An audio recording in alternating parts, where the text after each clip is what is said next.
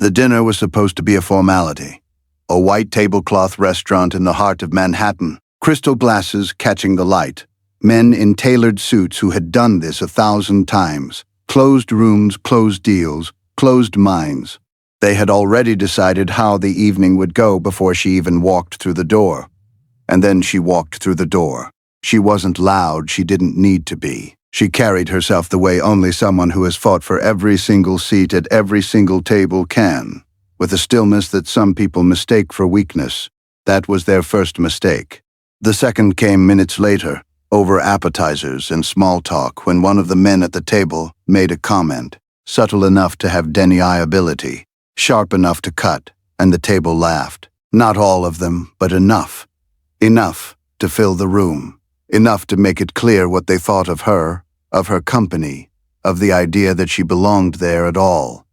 And she didn't flinch. She didn't raise her voice. She picked up her glass, took a slow sip, and let them finish, because she already knew something they didn't. By the time dessert arrived, she would walk away from a $900 million deal, and she would do it on her own terms, with her dignity fully intact and their confidence completely shattered. This is the story of what happened that night, and why it changed everything. To understand why that moment at dinner mattered, you first have to understand who she was before she ever set foot in that restaurant. She didn't come from money. She didn't come from connections. She didn't have a father who made a phone call or a college roommate who opened a door. What she had was something far more dangerous to the people who would later laugh at her. She had a mind that refused to accept the ceiling they kept trying to build above her head. She grew up in a working-class household where the word CEO wasn't part of the vocabulary, not because ambition was absent, but because the path there was never shown to people who looked like her. Her mother worked double shifts. Her father ran a small business that the neighborhood respected, but the banks consistently underfunded. She watched that from a young age, and she filed it away. Not with bitterness, with intention. She was the first in her family to attend a 4-year university. She studied finance, not because it was glamorous, but because she understood early that money was the language of power, and she intended to become fluent. She graduated near the top of her class and walked directly into a corporate world that smiled at her during interviews, and then consistently promoted the men she outperformed. She left. She always left rooms that refused to grow around her. She started her company in her late 20s, with a small amount of savings, a rented office space, and a business model that industry veterans told her was either 10 years too early or fundamentally flawed. She ignored them, respectfully, strategically, completely. Within 5 years, her company had become one of the most talked-about firms in her sector. Revenue was climbing, partnerships were forming. Her name was appearing in publications that had once ignored her cold emails. By the time she walked into that Manhattan restaurant, her company was valued at just under $1 billion.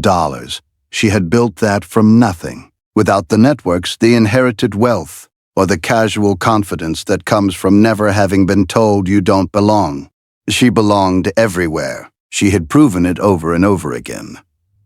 That night, she would prove it one final time, in a way none of them expected. The restaurant had been chosen by their team. That detail matters. It was the kind of place where the menu has no prices, where the maître knows your name before you arrive, and where deals worth hundreds of millions of dollars are discussed in the same relaxed tone most people use to order coffee. It was their territory, their language, their comfort zone, and that was entirely the point. The other side of the table represented a legacy firm. Old money, decades of dominance in their industry. The kind of company whose boardroom walls are lined with portraits of men who all look remarkably similar. Same background, same schools, same unspoken assumption that the world was built for them specifically. They were not villains in the cartoonish sense. They were something more insidious. People so accustomed to power that they had confused familiarity with superiority. She arrived on time. They had arrived early. Another small, deliberate power move that she clucked instantly and filed away without comment. The greetings were pleasant on the surface. Handshakes, pleasantries. Someone complimented the restaurant's wine list with the enthusiasm of a man who had never once had to check a price tag. She smiled, engaged, and observed. She was always observing. But beneath the courtesy, the temperature of the room was already set. She could feel it in the way introductions were made. Her name said slightly too quickly, her title acknowledged with just a fraction less gravity than the men around her.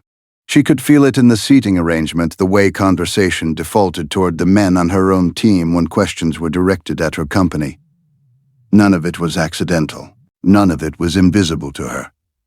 She had walked into rooms like this before. She knew the architecture of subtle dismissal, the way it hides in tone and timing and the direction of a glance. She knew it the way you only know something after it has been done. To you enough times to recognize its shape in the dark.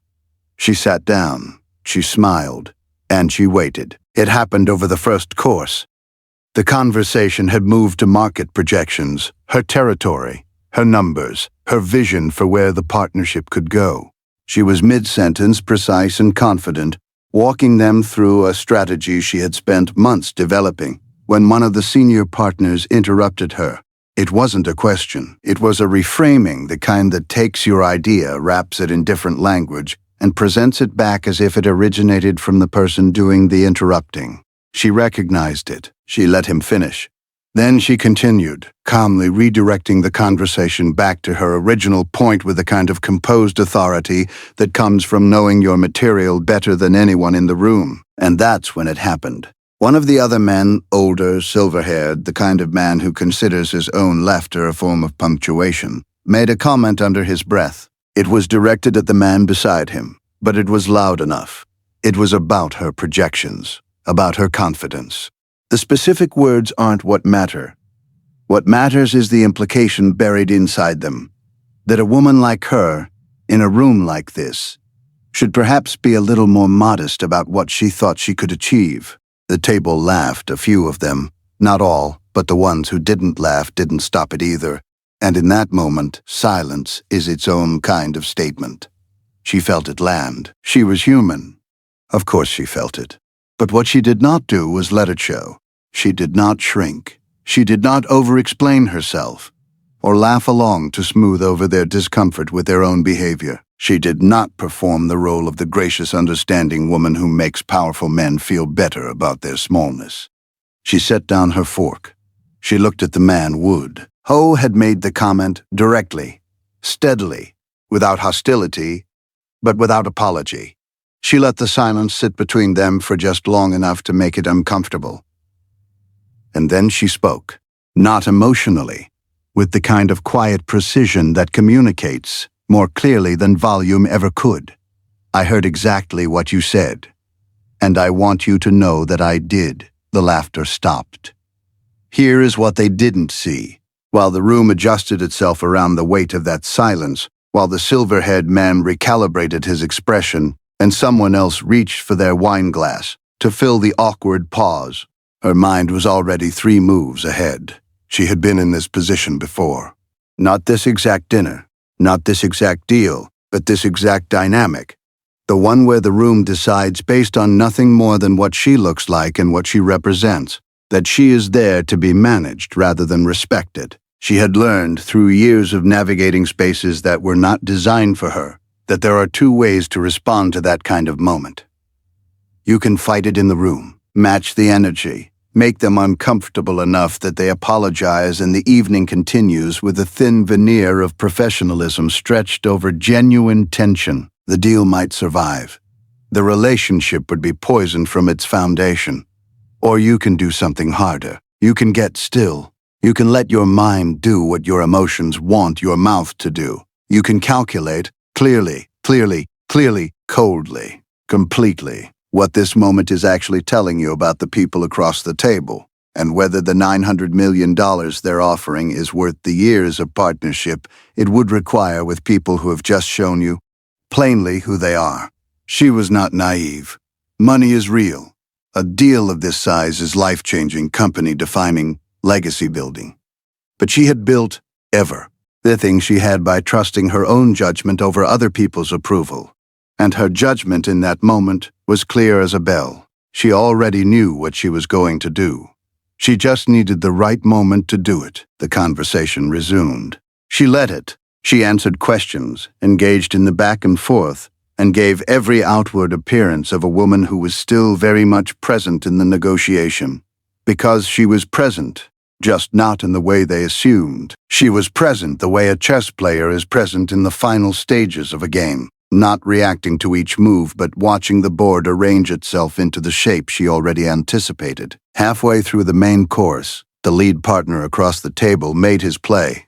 He slid the conversation toward terms, the financial structure of the deal, the equity split, the governance model for the merged entity. The numbers were good. Everyone at the table knew the numbers were good. But buried inside the structure, if you knew where to look, were terms that would have given their firm effective veto power over her major decisions. Terms that would have made her the face of the partnership without the full authority that title should carry. She had spotted it in the preliminary documents weeks earlier. She had said nothing because she wanted to see if they would bring it to the table or quietly hope she wouldn't notice. She noticed. She waited until he finished presenting the terms with the confident ease of a man who assumes the other side will simply be grateful for the offer. Then she spoke, not to reject the terms, not yet, but to reflect them back with a precision that made clear she had read every line, understood every implication, and was not the least bit confused about what they were attempting. She asked a single surgical question about the veto clause. Dire, CT-specific, impossible to deflect with vague language. The energy at the table shifted in a way that was almost physical. The lead partner glanced at his colleague looked at his hands. Someone coughed. She sat back slightly and let the silence do its work. And then, in the same composed, unhurried tone she had maintained all evening, she told them that the terms as structured did not reflect a partnership. They reflected an acquisition dressed in partnership language. And she was not there to be acquired. She said it without anger. She didn't need anger. The clarity was enough. The dinner ended early. Not dramatically, there was no raised voice, no storm-off, no moment that a bystander might have clocked as extraordinary. That's the thing about power exercised with precision. It often looks quiet from the outside. She thanked them for their time. She stood, shook hands with the composure of someone who has just concluded exactly the meeting they intended to have, and she left. Outside, the night air hit her, and she exhaled slowly, fully, the way you exhale when you've been holding something carefully for a long time, and you finally get to set it down. Her phone rang before her car arrived. It was one of the men from the table. Not the silver-haired one, not the lead partner, but one of the quieter ones who had watched the evening unfold without participating in its worst moments. He wanted to talk. He thought there was still a path forward. He said the word reconsider in a tone that suggested he genuinely believed she might. She was kind. She was clear. There was nothing to reconsider. The story broke in the business press within 72 hours. The headline framed it as a collapsed deal. A negotiation gone sideways, a $900 million partnership that fell apart over structural disagreements. And that was technically accurate. But the people in that room knew what had actually happened. She had been tested not by the market, not by the numbers, not by any of the forces that business press tends to write about, but by the oldest test there is, the test of whether she would shrink to fit the space they had decided to give her. She had failed that test magnificently. Her company's valuation did not collapse after the deal died. In fact, the story, the real story, the one that circulated in the industry through conversations rather than press releases, elevated her, because the people worth doing business with recognized what she had done and respected it completely. The right partners, it turns out, had been watching. There is a version of this story that gets told as a cautionary tale. $900 million. Walk away from that and people will question your judgment, your emotions, your ability to separate business from personal. That version of the story puts the weight on her, asks whether she overreacted, whether she was too sensitive, whether a more seasoned executive would have taken the deal and dealt with the cultural friction later. That version of the story is wrong. And here's why. What happened at that dinner table was not a misunderstanding or a cultural awkwardness or a generational communication gap. It was a signal, clear, deliberate, and revealing. The people across that table had shown her, before a single contract was signed, exactly how they viewed her authority, her intelligence, and her right to occupy that room as an equal. Signing that deal would not have changed that view. It would have locked her into a years-long partnership with people who had already told her the truth about how they saw her. She read the signal correctly. She responded accordingly. That is not emotional decision-making. That is elite judgment for Black women in business especially. This story carries a particular weight because the choice she made to walk away from money rather than away from dignity is a choice that requires an extraordinary kind of courage. When the world has spent generations telling you to be grateful for whatever seat you're offered, whatever terms you're given, whatever version of respect is decided to be enough, she refused that, quietly, completely, and at great financial cost in the short term. The legacy of that evening is not the deal that died. It is the standard she set, for herself, for the people who came after her, and for every room that now has to reckon with the fact that she is not a woman who can be laughed into compliance. She built something real. She protected it fiercely, and she did it entirely on her own terms.